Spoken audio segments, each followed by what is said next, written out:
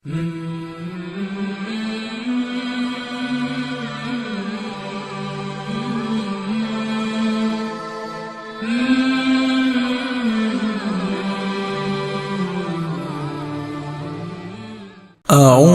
بالله من الشيطان الرجيم. بسم الله الرحمن الرحيم. قد سمع الله قول التي تجادلك في زوجها وتشتكي إلى الله والله يسمع تحاوركما إن الله سميع بصير. الذين يظاهرون منكم من نسائهم ما هن أمهاتهم إن أمهاتهم إلا اللائي ولدنهم وإنهم ليقولون منكرا من القول وزورا وإن الله لعفو غفور. والذين يظاهرون من نسائهم ثم يعودون لما قالوا فتحرير رقبة من قبل أن يتماسا ذلكم توعظون به والله بما تعملون خبير. فمن لم يجد فصيام شهرين متتابعين من قبل أن يتماسا فمن لم يستطع فإطعام 60 مسكينا ذلك لتؤمنوا بالله ورسوله وتلك حدود الله وللكافرين عذاب أليم. إن الذين يحادون الله ورسوله كبتوا كما كبت الذين من قبلهم وقد أنزلنا آيات بينات وللكافرين عذاب مهين. يوم يبعثهم الله جميعا فينبئهم بما عملوا أحصاه الله ونسوه والله على كل شيء شهيد. ألم تر أن الله يعلم ما في السماوات وما في الأرض ما يكون من نجوى 3 إلا هو رابعهم ولا 5 إلا هو سادسهم ولا أدنى من ذلك ولا أكثر إلا معهم أينما كانوا ثم ينبئهم بما عملوا يوم القيامة إن الله بكل شيء عليم. ألم تر إلى الذين نهوا عن النجوى ثم يعودون لما نهوا عنه ويتناجون بالإثم والعدوان ومعصية الرسول وإذا جاءوك حيوك بما لم يحيك به الله ويقولون في أنفسهم لولا يعذبنا الله بما نقول حسبهم جهنم يصلونها فبئس المصير. يا أيها الذين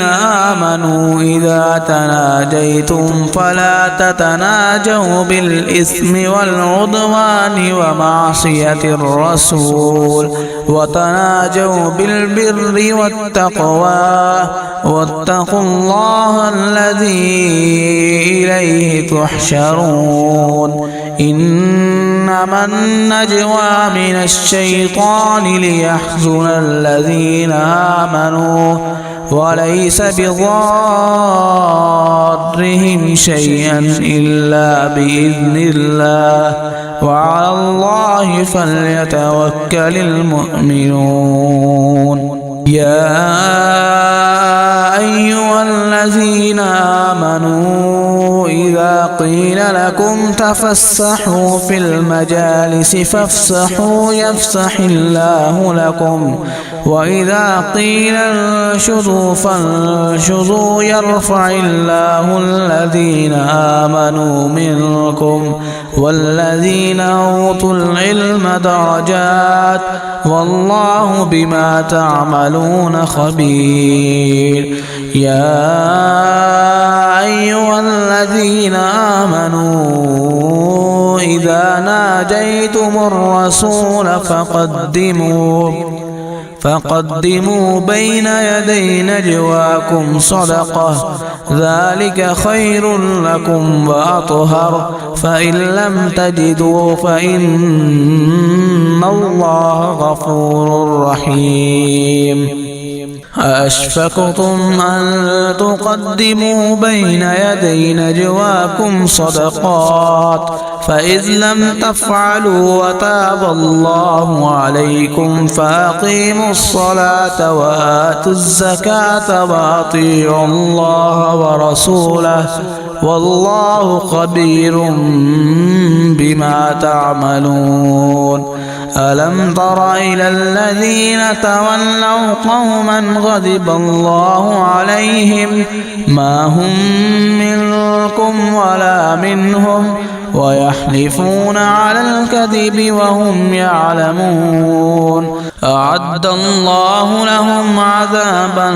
شديدا إنهم ساء ما كانوا يعملون. اتخذوا أيمانهم جنة فصدوا عن سبيل الله فلهم عذاب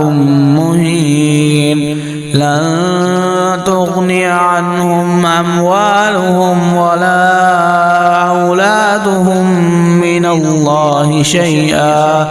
أولئك أصحاب النار هم فيها خالدون. يوم يبعثهم الله جميعا فيحلفون له كما يحلفون لكم ويحسبون أنهم على شيء ألا إنهم هم الكاذبون. استحوذ عليهم الشيطان فأنساهم ذكر الله أولئك حزب الشيطان ألا إن حزب الشيطان هم الخاسرون. إن الذين يحادون الله ورسوله أولئك في الأذلين. كتب الله لأغلبن أنا ورسلي إن الله قوي عزيز. لا تجد قوما يؤمنون بالله واليوم الآخر يوادون من حاد الله ورسوله ولو كانوا آباءهم أو أبناءهم أو إخوانهم أو عشيرتهم أولئك كتب في قلوبهم الإيمان وأيدهم بروح منه ويدخلهم جنات تجري من تحتها الأنهار خالدين فيها رضي الله عنهم ورضوا عنه أولئك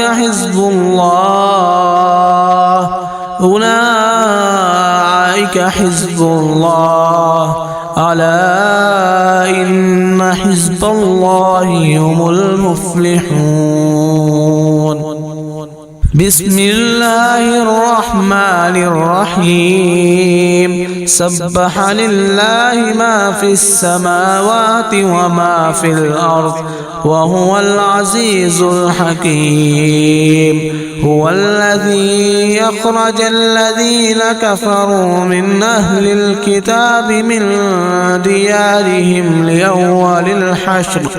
ما ظننتم أن يخرجوا وظنوا أنهم مانعتهم حصونهم من الله فآتاهم الله من حيث لم يحتسبوا وقذف في قلوبهم الرعب يخربون بيوتهم بأيديهم وأيدي المؤمنين فاعتبروا يا أولي الأبصار. ولولا أن كتب الله عليهم الجلاء لعذبهم في الدنيا ولهم في الآخرة عذاب النار. ذلك بأنهم شاقوا الله ورسوله ومن يشاق الله فإن الله شديد العقاب. ما قطعتم من لينة أو تركتموها قائمة على أصولها فبإذن الله وليخزي الفاسقين. وما أفاء الله على رسوله منهم فما أوجفتم عليه من خيل ولا ركاب ولكن الله يسلط رسله على من يشاء والله على كل شيء قدير. ما أفاء الله على رسوله من أهل القرى فلله وللرسول ولذي القربى واليتامى والمساكين وابن السبيل كي لا يكون دولة بين الأغنياء منكم. وما آتاكم الرسول فخذوه وما نهاكم عنه فانتهوا واتقوا الله إن الله شديد العقاب. للفقراء المهاجرين الذين أخرجوا من ديارهم وأموالهم يبتغون فضلا من الله ورضوانا وينصرون الله ورسوله أولئك هم الصادقون. والذين تبوأوا الدار والإيمان من قبلهم يحبون من هاجر إليهم ولا يجدون في صدورهم حاجة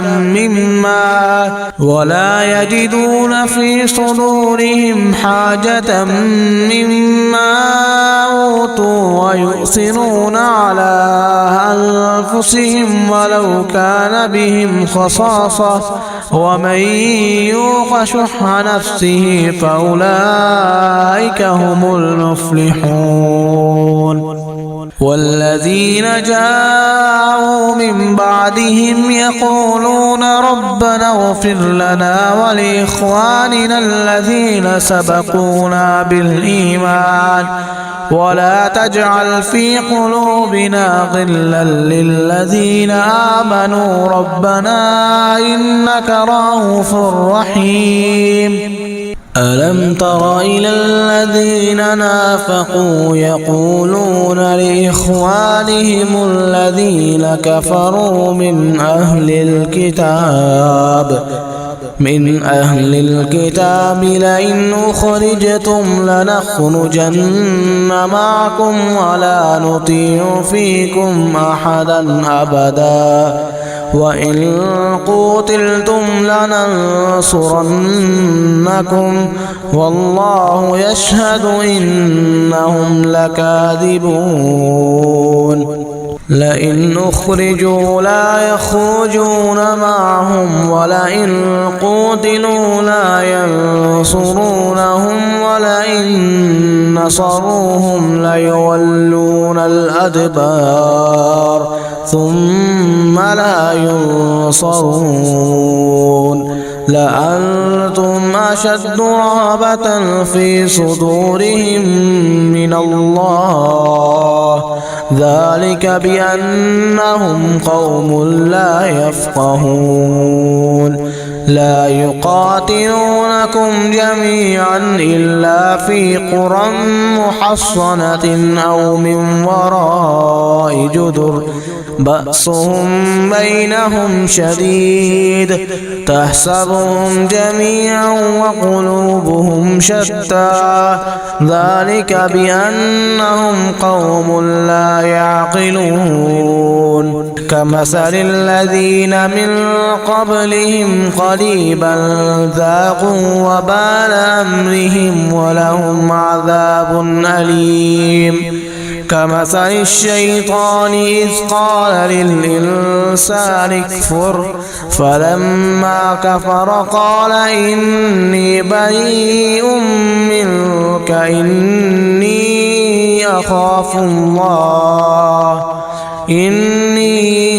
أخاف الله رب العالمين فكان عاقبتهما أنهما في النار خالدين فيها وذلك جزاء الظالمين يا أيها الذين آمنوا اتقوا الله ولتنظر نفس ما قدمت لغد واتقوا الله إن الله خبير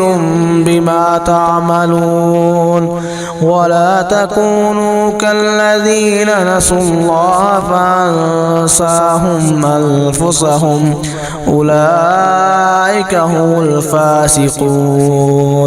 لا يستوي أصحاب النار وأصحاب الجنة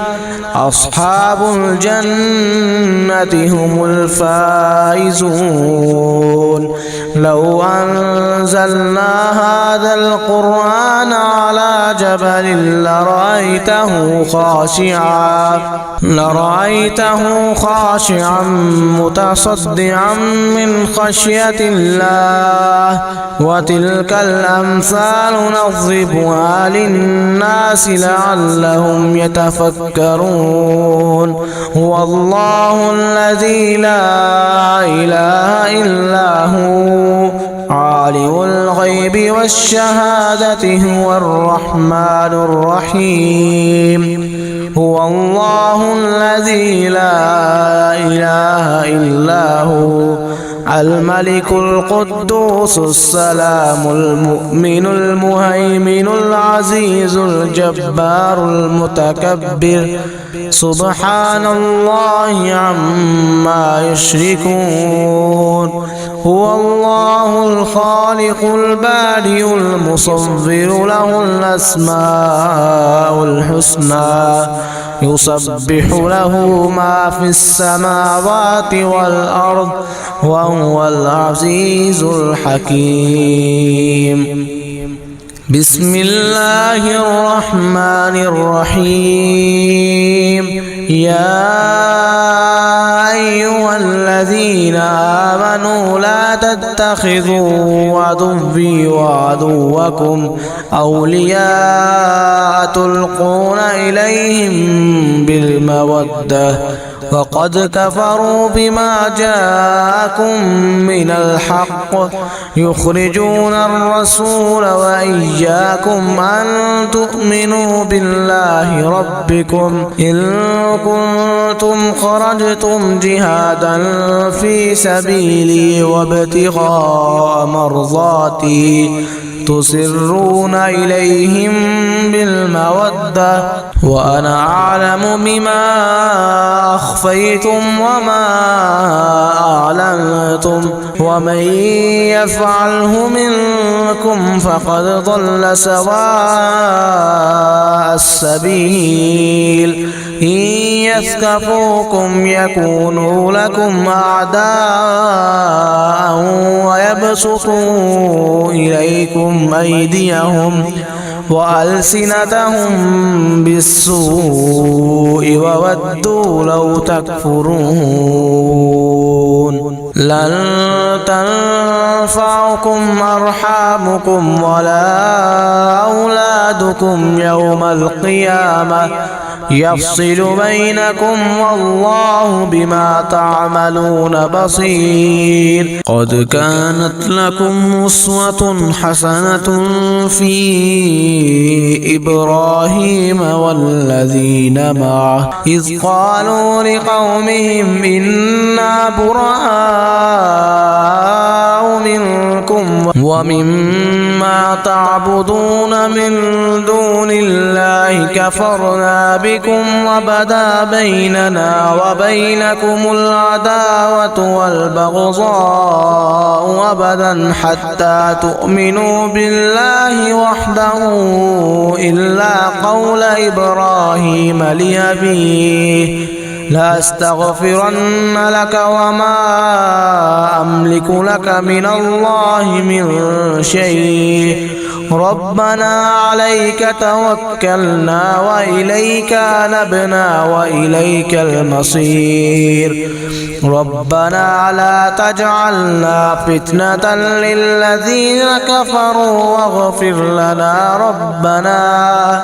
إنك أنت العزيز الحكيم لقد كان لكم فيهم أسوة حسنة لمن كان يرجو الله واليوم الآخر ومن يتول فإن الله هو الغني الحميد عسى الله أن يجعل بينكم وبين الذين عاديتم منهم مودة والله قدير والله غفور رحيم لا ينهاكم الله عن الذين لم يقاتلوكم في الدين ولم يخرجوكم من دياركم أن تبروهم وتقسطوا إليهم إن الله يحب المقسطين إنما ينهاكم الله عن الذين قاتلوكم في الدين وأخرجوكم من دياركم وظاهروا على إخراجكم أن تولوهم ومن يتولهم فأولئك هم الظالمون يا أيها الذين آمنوا إذا جاءكم المؤمنات مهاجرات فامتهنوهن الله أعلم بإيمانهن فإن علمتموهن مؤمنات فلا ترجعوهن إلى الكفار لا هن حل لهم ولا هم يحلون لهم وآتوهم ما أنفقوا ولا جناح عليكم أن تنكحوهن إذا آتيتموهن أجورهن ولا تمسكوا بعصم الكوافر واسألوا ما أنفقتم وليسألوا ما أنفقوا ذلكم حكم الله يحكم بينكم والله عليم حكيم وإن فاتكم شيء من أزواجكم إلى الكفار فعاقبتم فآتوا الذين ذهبت أزواجهم مثل ما أنفقوا واتقوا الله الذي أنتم به مؤمنون يا أيها النبي إذا جاءك المؤمنات يبايعنك على أن لا يشركن بالله شيئا ولا يسرقن ولا يزنين ولا يقتلن أولادهم ولا يأتين ببهتان يفترينه بين أيديهن وأرجلهن ولا يعصينك في معروف فبايعهن واستغفر لهن الله إن الله غفور رحيم. يا أيها الذين آمنوا لا تتولوا قوما غضب الله عليهم قد يئسوا من الآخرة كما يئس الكفار من أصحاب القبور. بسم الله الرحمن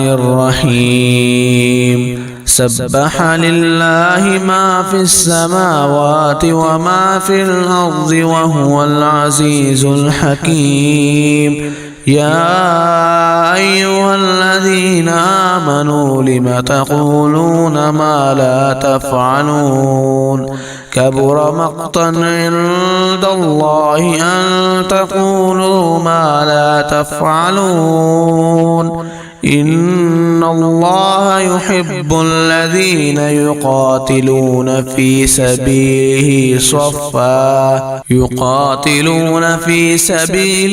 صفا كأنهم بنيان مرصوص. وإذ قال موسى لقومه يا قوم لم تؤذونني وقد تعلمون أني رسول الله إليكم فلما زاغوا أزاغ الله قلوبهم والله لا يهدي القوم الفاسقين. وإذ قال عيسى ابن مريم يا بني إسرائيل إني رسول الله إليكم مصدقا لما بين يدي من التوراة ومبشرا برسول يأتي من بعد اسمه أحمد فلما جاءهم بالبينات قالوا هذا سحر مبين. ومن أظلم ممن افترى على الله الكذب وهو يدعى إلى الإسلام والله لا يهدي القوم الظالمين. يريدون ليطفئوا نور الله بأفواههم والله متم نوره ولو كره الكافرون. هو الذي أرسل رسوله بالهدى ودين الحق ليظهره على الدين كله ولو كره المشركون. يا أيها الذين آمنوا هل أدلكم على تجارة تنجيكم من عذاب أليم تؤمنون بالله ورسوله وتجاهدون في سبيل الله بأموالكم وأنفسكم ذلكم خير لكم إن كنتم تعلمون. يغفر لكم ذنوبكم ويدخلكم جنات تجري من تحتها الأنهار ومساكن طيبة في جنات عدن ذلك الفوز العظيم. وأخرى تحبونها نصر من الله وفتح قريب وبشر المؤمنين. يا أيها الذين آمنوا كونوا أنصار الله كما قال عيسى ابن مريم للحواريين من أنصاري إلى الله قال الحواريون نحن أنصار الله فآمنت طائفة من بني إسرائيل وكفرت طائفة فأيدنا الذين آمنوا على عدوهم فأصبحوا ظاهرين. بسم الله الرحمن الرحيم. يسبح لله ما في السماوات وما في الأرض الملك القدوس العزيز الحكيم. هو الذي بعث في الأميين رسولا منهم يتلو عليهم آياته ويزكيهم ويعلمهم الكتاب والحكمة وإن كانوا من قبل لفي ضلال مبين.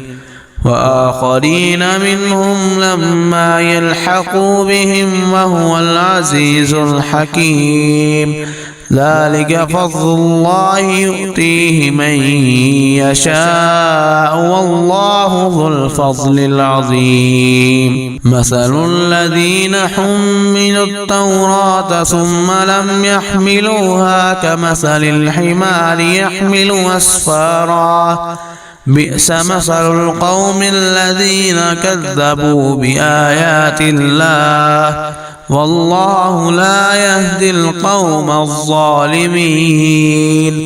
قل يا أيها الذين هادوا إن زعمتم أنكم أولياء لله من دون الناس فتمنوا الموت إن كنتم صادقين ولا يتمنوه أبدا بما قدمت أيديهم والله عليم بالظالمين. قل إن الموت الذي تفرون منه فإنه ملاقيكم ثم تردون إلى عالم الغيب والشهادة فينبئكم بما كنتم تعملون. يا أيها الذين آمنوا إذا نودي للصلاة من يوم الجمعة فاسعوا إلى ذكر الله وذروا البيع ذلكم خير لكم إن كنتم تعلمون. فإذا قضيت الصلاة فانتشروا في الأرض وابتغوا من فضل الله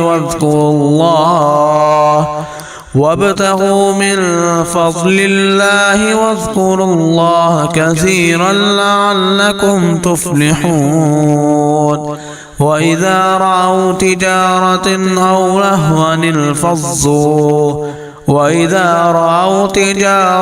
أو لهوا انفضوا إليها وتركوك قائما. قل ما عند الله خير من اللهو ومن التجارة والله خير الرازقين. بسم الله الرحمن الرحيم. إذا جاءك المنافقون قالوا نشهد إنك لرسول الله والله يعلم إنك لرسوله والله يشهد إن المنافقين لكاذبون. اتخذوا أيمانهم جنة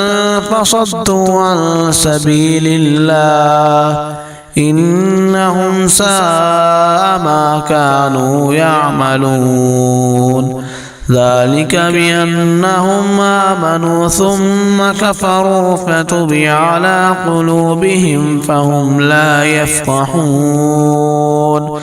فطبع على قلوبهم فهم لا يفقهون وإذا رأيتهم تعجبك أجسامهم وإن يقولوا تسمع لقولهم كأنهم خشب مسندة يحسبون كل صيحة عليهم هم العدو فاحذرهم قاتلهم الله أنى يؤفكون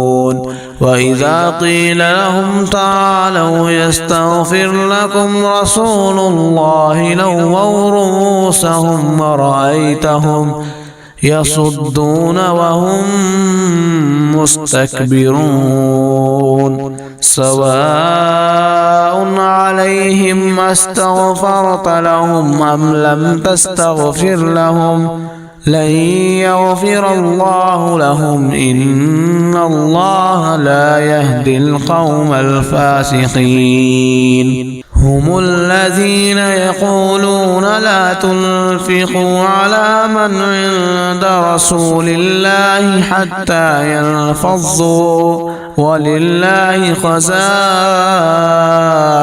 السماوات والأرض ولكن المنافقين لا يفقهون يقولون لئن رجعنا إلى المدينة ليخرجن الأعز منها الأذل ولله العزة ولرسوله وللمؤمنين ولكن المنافقين لا يعلمون يا أيها الذين آمنوا لا تلهكم أموالكم ولا أولادكم عن ذكر الله ومن يفعل ذلك فأولئك هم الخاسرون وأنفقوا مما رزقناكم من قبل أن يأتي أحدكم الموت فيقول ربي لولا أخرتني إلى أجل قريب فأصدق وأكن من الصالحين ولن يؤخر الله نفسا إذا جاء أجلها والله خبير بما تعملون بسم الله الرحمن الرحيم يسبح لله ما في السماوات وما في الأرض له الملك وله الحمد وهو على كل شيء قدير هو الذي خلقكم فمنكم كافر ومنكم مؤمن والله بما تعملون بصير خلق السماوات والأرض بالحق وصوركم فأحسن صوركم وإليه المصير يعلم ما في السماوات والأرض ويعلم ما تسرون وما تعلنون والله عليم بذات الصدور ألم يأتكم نبأ الذين كفروا من قبل فذاقوا وبال أمرهم ولهم عذاب أليم ذلك بأنه كانت تأتيهم رسلهم بالبينات فقالوا وبشر يهدوننا فكفروا وتولوا واستغنى الله والله غني حميد زعم الذين كفروا أن لن يبعثوا قل بلى وربي لتبعثن ثم لتنبئن بما عملتم وذلك على الله يسير فآمنوا بالله ورسوله والنور الذي أنزلنا والله بما تعملون خبير يوم يجمعكم ليوم الجمع ذلك يوم التغابن ومن يؤمن بالله ويعمل صالحا يكفر عنه سيئاته ويدخله جنات تجري من تحتها الأنهار خالدين فيها أبدا، ذلك الفوز العظيم. والذين كفروا وكذبوا بآياتنا أولئك أصحاب النار خالدين فيها وبئس المصير. ما أصاب من مصيبة إلا بإذن الله، ومن يؤمن بالله يهد قلبه، والله بكل شيء عليم. وأطيعوا الله وأطيعوا الرسول، فإن توليتم فإنما على رسولنا البلاغ المبين. الله لا إله إلا هو، وعلى الله فليتوكل المؤمنون. يا أيها الذين آمنوا إن من أزواجكم وأولادكم عدوا لكم فاحذروهم، وإن تعفوا وتصفحوا وتغفروا فإن الله غفور رحيم. إنما أموالكم وأولادكم فتنة، والله عنده أجر عظيم. فاتقوا الله ما استطعتم، واسمعوا وأطيعوا وأنفقوا خيرا لأنفسكم، ومن يوق شح نفسه فأولئك هم المفلحون. إن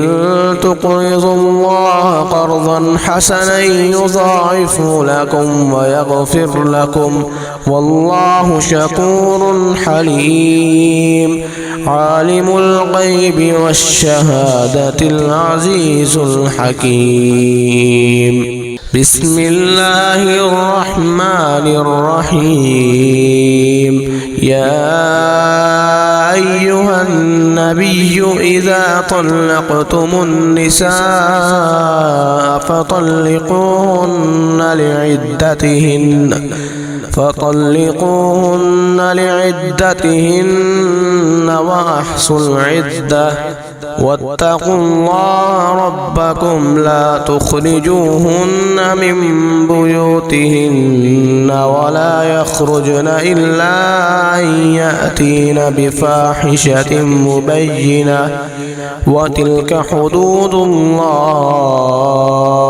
ومن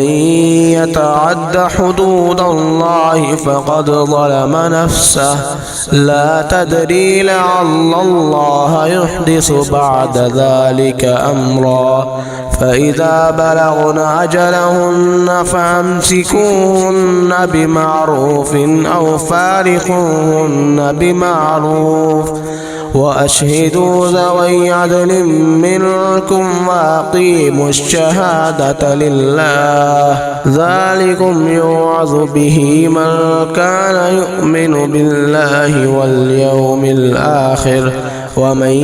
يتق الله يجعل له مخرجا ويرزقه من حيث لا يحتسب، ومن يتوكل على الله فهو حسبه، إن الله بالغ أمره، قد جعل الله لكل شيء قدرا. واللائي يئسن من المحيض من نسائكم إن ارتبتم فعدتهن 3 أشهر، واللائي لم يحضن، وأولاة الأحمال أجلهن أن يضعن حملهن، ومن